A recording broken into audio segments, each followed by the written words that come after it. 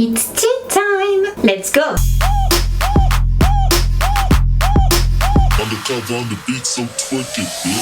Bonjour, bonsoir tout le monde, je suis ravie de vous retrouver aujourd'hui pour une nouvelle vidéo. Mais avant de démarrer, je tiens à vous présenter notre sponsor du jour, qui n'est ni plus ni moins qu'HelloFresh, le numéro 1 mondial des kits repas. Et je pense que c'est vraiment pas pour rien, étant donné la qualité des ingrédients, la conception des menus et le plus important quand même, le goût. Mais sinon, comment ça marche? Vous vous rendez sur le site HelloFresh, vous choisissez le nombre de personnes que vous avez à nourrir avec le nombre de repas désirés pour la semaine, puis vous regardez un petit peu tous les menus qu'ils vous proposent. Alors là, étant donné que les fêtes approchent, si vous voulez épater la galerie avec vos talents culinaires, je vous recommande les recettes premium qui vous proposent plein de recettes spécialement prévues pour les repas de fête. Mais là, je dis merci en fait. Je pense que mieux quand même, c'est de vous montrer en image à quel point c'est simple de cuisiner avec HelloFresh, à tel point que... Oula!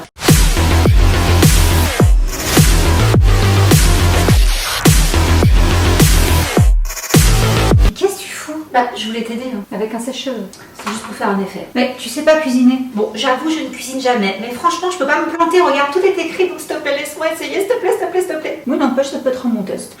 Tu fais avec moi? Oh oui. Et pourquoi personnellement je me suis laissée séduire, pour ceux qui connaissent mon parcours avec la nourriture, je ne voulais plus me prendre la tête, je voulais manger équilibré et là, franchement c'est juste le bon plan quoi. J'ai plus à faire les courses, je me fais livrer chez moi, les fiches repas sont hyper bien détaillées donc il y a vraiment juste à suivre les étapes, on peut pas se foirer. Personnellement je ne cuisine plus en ayant la boule au bide parce que je sais maintenant pour avoir testé que au final ça va être bon. Qu'est-ce qui t'arrive? T'es émue? T'aurais pu me dire que les échalotes ça faisait pleurer. Ah oui, je pensais que tu savais au moins ça. Non, je savais pas. Bon allez, goûte ton chef-d'œuvre. J'ai réussi. Donc en fait je comprends mieux pourquoi tu cuisines bien. En vrai t'as aucun mérite. Merci. C'était hyper simple. Merci. Bon appétit. C'est vraiment sans aucun engagement en plus, vous pouvez annuler à tout moment. Pour ceux qui n'auraient pas encore testé, vous avez un lien en barre d'infos. Et avec mon code promo GossipFood, vous avez droit à 80 € de réduction sur vos 3 premières box. Donc j'ai envie de dire... allez-y quoi. Je vous laisse méditer là-dessus. La vedette du jour est Brendan Fraser. Vous m'avez demandé de parler de lui sous quelques-unes de mes vidéos et c'est vrai que je me suis dit mais il devient quoi ce gars-là? On le voit plus. Enfin moi j'avais bien en tête La Momie, ma mère adore ce film, mais c'est vrai qu'après ça... pas vraiment vu quoi.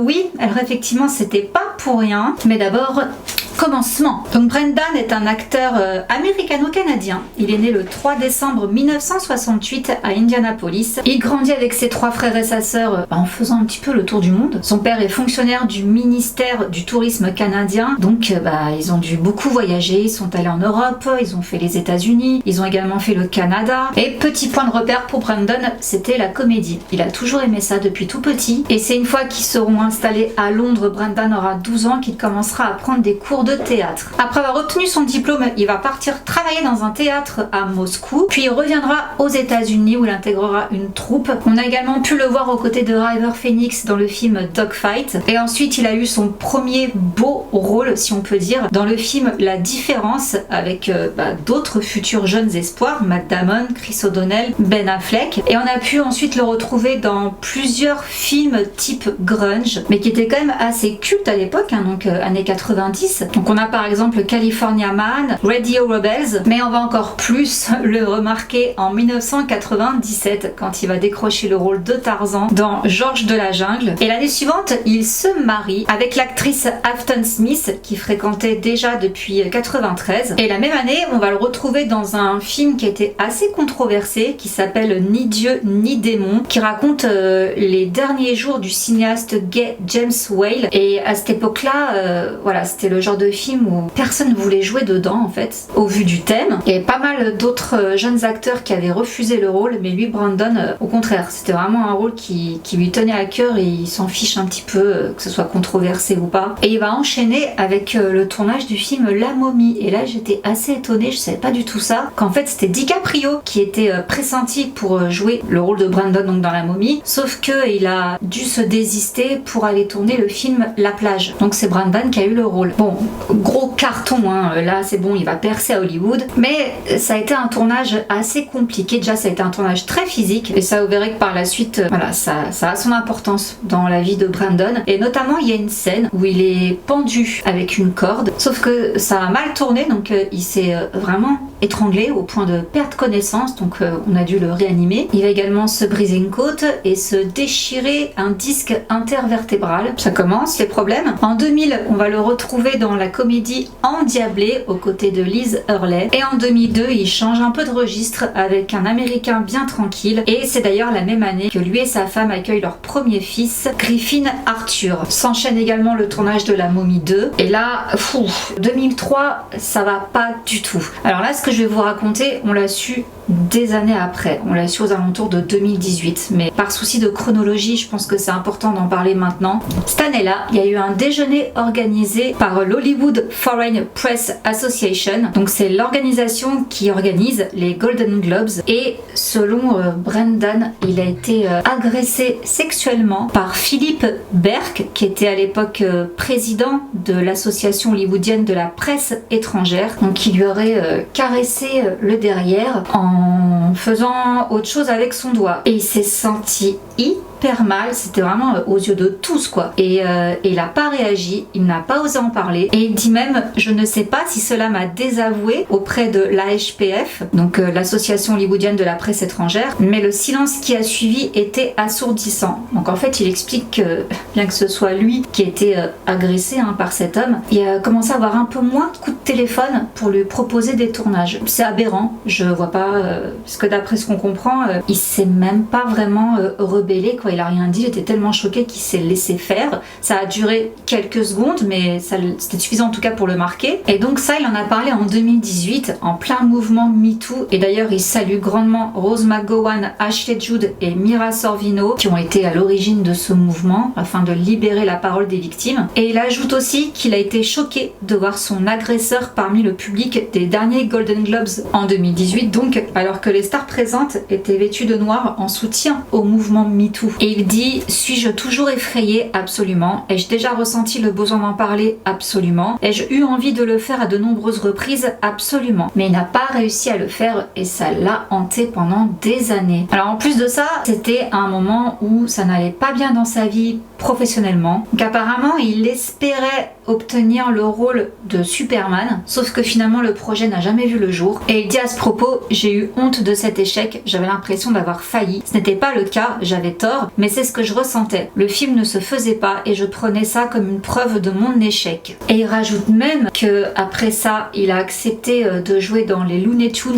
Passe à l'action, et il dit: j'ai accepté le film parce que je ne me supportais plus. Je ne l'ai réalisé que plus tard, mais j'avais besoin de ça, de montrer la pire version de moi-même à l'écran et de me frapper. Donc en fait son personnage dans les Looney Tunes était la doublure de Brandon, de lui-même quoi, et à la fin du film il rencontre son modèle et il finit par lui taper dessus. Donc voilà, il n'était pas au top et le moral ne va pas aller en s'arrangeant. Ces films vont avoir de moins en moins de succès, et il dit même que ce qu'il a tourné après l'incident donc avec ce fameux Berk, il a oublié tellement il était bouleversé. Bon, naturellement le gars en question a nié, il a juste dit que oh ça va, c'était une blague, j'ai pas fait un truc de dingue. Ok. En 2004, on va le retrouver aux côtés de Sandra Bullock dans le film Collision. Il va aussi accueillir un second fils qui s'appelle Holden Fletcher, puis un troisième fils en 2006 qui s'appelle Leland Francis. En 2007, il revient à l'action avec le film Voyage au centre de la Terre, et encore une fois il va lui arriver un incident sur le tournage, il va se brûler la main. Du coup la production a dû être mise en pause pendant plusieurs jours, et l'année suivante en 2008 il tourne le troisième volet de La Momie, La tombe de l'empereur dragon, et là il dit que ce tournage a été un véritable cauchemar. Donc ils l'ont tourné en Chine et à ce moment là il souffrait de douleurs au dos, et il dit: ça va peut-être vous sembler mielleux, mais à l'époque je me sentais comme le cheval de la ferme des animaux dont le boulot est de travailler et travailler encore. J'étais entourée de bandages, de glace, de compresses de randonnée car elles sont petites et légères et tiennent sous les vêtements. Je me construisais un exosquelette tous les jours. Il a également subi plusieurs opérations, dont une laminectomie qui consiste en fait à supprimer une ou plusieurs lames vertébrales. Puis ensuite,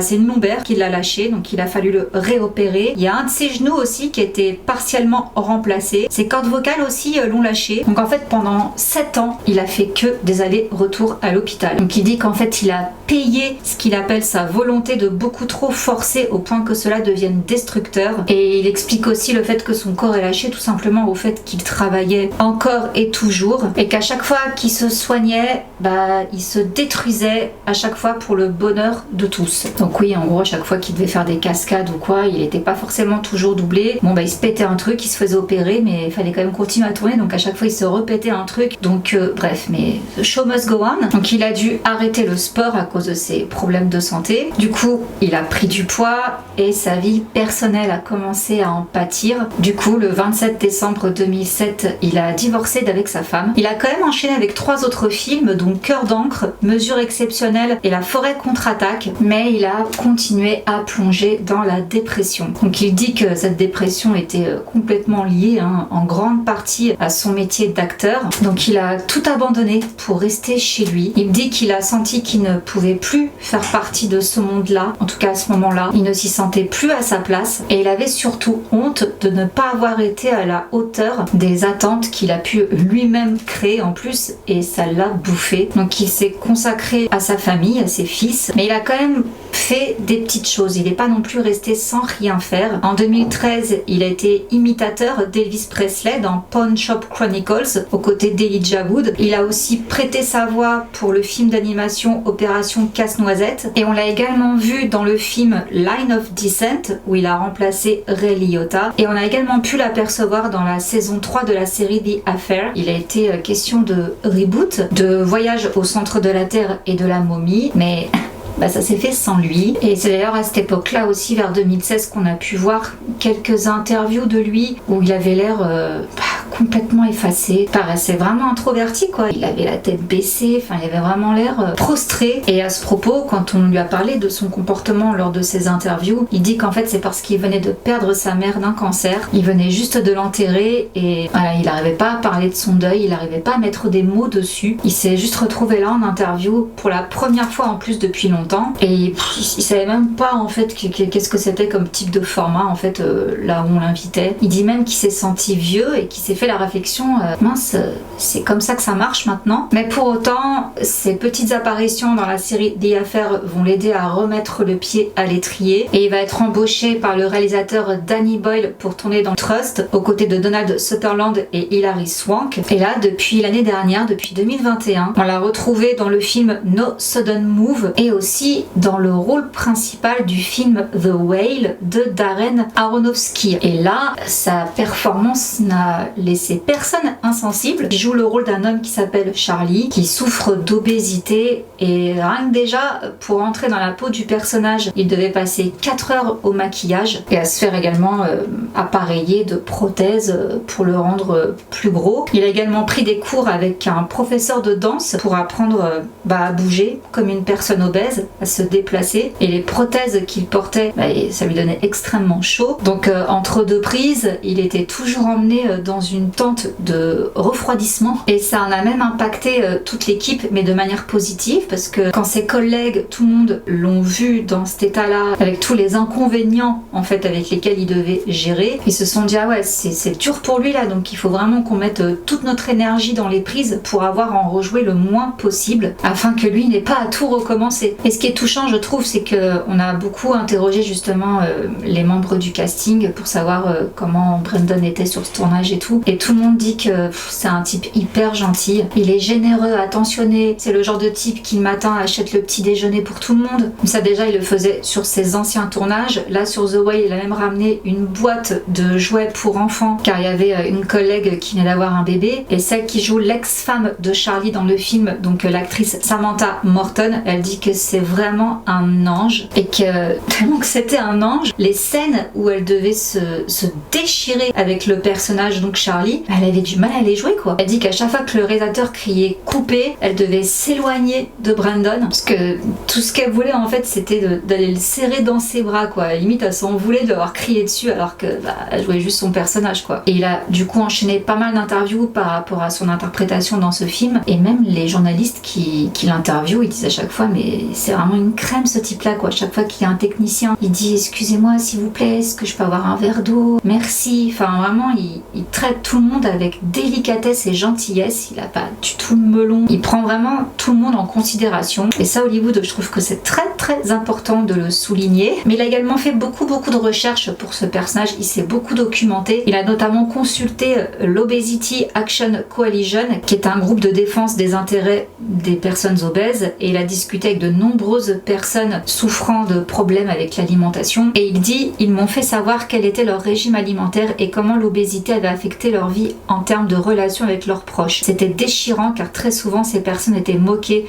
et se sentaient mal dans leur peau. Et franchement je suis hyper contente pour lui parce que quand le film a été projeté au Festival de Venise, il a reçu une ovation qui a duré plusieurs minutes, 6 pour être plus précise, et il en a même versé des larmes en voyant la réaction du public. Donc il était vraiment ému qu'on lui fasse cet accueil après toutes ces années, et il dit qu'il a bien conscience que maintenant le cinéma ça a changé, il voit que maintenant on est beaucoup passé au numérique et donc il doit juste s'adapter à ça. Et après avoir donc tourné ce film The Whale, il est parti pour Glasgow afin de jouer un pyromane qui affronte l'héroïne de Leslie Grace dans Bad Girl. Donc ça c'était l'adaptation de la bande dessinée et qui devait faire ses débuts sur la chaîne HBO Max, sauf que il y a eu un problème en fait, il y a eu une fusion qui s'est faite entre Discovery et Warner Media qui est la société mère de HBO, et du coup les nouveaux patrons, bien que le film ait été tourné, se sont dit ouais on va peut-être réévaluer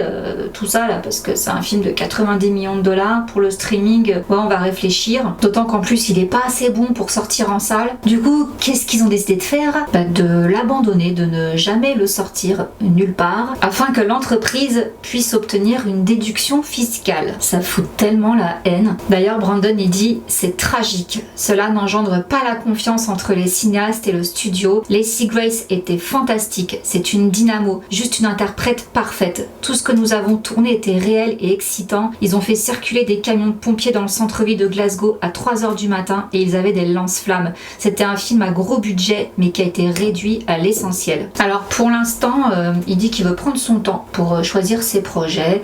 Voilà, il va voir comment 2023 va se passer, ce qu'on va lui proposer, et quand on lui demande s'il serait prêt à reprendre son rôle dans le film La Momie, s'il y avait encore une suite ou un reboot, que sais-je, il dit je ne sais pas comment cela fonctionnerait mais je serais ouvert à cela. Et quand même petit retour de karma concernant le fameux Berk qu'il avait ploté. Eh bien sachez que les Globes et ce type-là ont dû faire face à leur propre jugement. Donc en 2021, le Los Angeles Times a rapporté qu'aucun des membres du groupe n'était noir, ce qui a provoqué l'indignation dans tout Hollywood et qui a forcé les Globes à annuler sa diffusion. Berk a été même expulsé de la HFPA après avoir écrit dans un email que Black Lives Matter était un mouvement de haine raciste. La HFPA a pris des mesures pour diversifier ses membres et les Globes ont annoncé un retour vers 2023. Personne ne sait à quoi ressemblera ce spectacle, mais si les Golden Globes reviennent avec une cérémonie traditionnelle, Brandon y assistera-t-il s'il est nominé pour The Whale? Parce que là du coup il y a plusieurs nominations qui sont en vue par rapport à son film, et selon les critiques il serait désormais un candidat à l'Oscar du meilleur acteur de cette année grâce à sa prestation. Et franchement ça serait une sacrée revanche, c'est vraiment ce que je lui souhaite en tout cas. Donc voilà ce qu'il en est pour Brendan Fraser. C'est vrai que c'est un acteur dont on n'entend pas vraiment parler, qui avait un peu disparu, mais que finalement on n'a pas oublié quoi. C'était quand même, encore une fois, La Momie et Georges de la Jungle quoi. Ça a été des gros cartons et je trouve qu'il a pas tellement eu la carrière qu'il méritait par rapport à l'investissement en tout cas qu'il mettait dans ses rôles, au point que ça lui en a coûté sa santé. Donc je suis vraiment contente pour lui, je suis contente qu'il revienne et j'espère que ça va enfin bien aller quoi. Voilà les amis, j'espère que cette petite vidéo vous aura plu. Encore une fois je remercie notre sponsor du jour HelloFresh. N'oubliez pas que vous avez mon code promo, le lien tout en barre d'infos. Et puis voilà, sur ce je vous laisse, je vous fais plein de gros bisous et je vous dis à très vite pour une prochaine vidéo. Mouah. Bisous, ciao. love on the beat, so twerk it, bitch. Like.